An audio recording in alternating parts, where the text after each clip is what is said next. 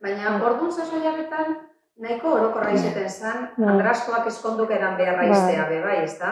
Bueno, nire ama ez, sekule bezaban iken biherrik, krisera gonzan, bere denporan, gazte denporan, krisera gonzan. Eta gero eskondu zanin, zerbez. Eskondu zanien, umie zaintzen, ume zain. Eta ume zain, eta, klaro, baina gero gu apurtxo bat neusitxuak egiten ginen nien, geure kabuz, ibiltzen ginen nien, orduan, beren... Hasi izan barriro... Barriro, zozer, bastien, edo goizetan edo arrazaletan edo esena rogoratzen zelan etxaban, bai.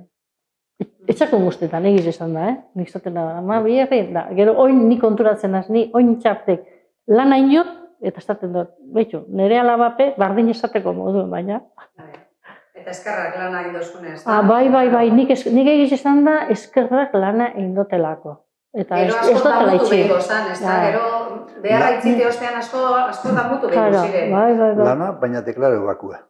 Hori da tristia. Bueno, deklaro baku... Deklaro baku, orduan bebai. Orduan bai, nire amaren denporan bai. Oinez, oinja ez, baina, orduan bai. Esan dugu lehen, andrasko askok bere lonjatan eta holan tailerrentzako beharra egiten ebela, baina orduan bere izeten zan hori, kontratu barik, orduko, eta, ez da? Orduko, oini gertzen dugu, Bai. Biherra itzen zan, lehen esan du moduen, biherra itzen zan tailerretan, legala eta ilegala egiten emakumiek, eta tailerretatik eban biherra, lonjetan, etxietan, da amaitzen zan biherra. Deklaro bakua, zegero egunen ikusten dugu, horren ondori jugu eta.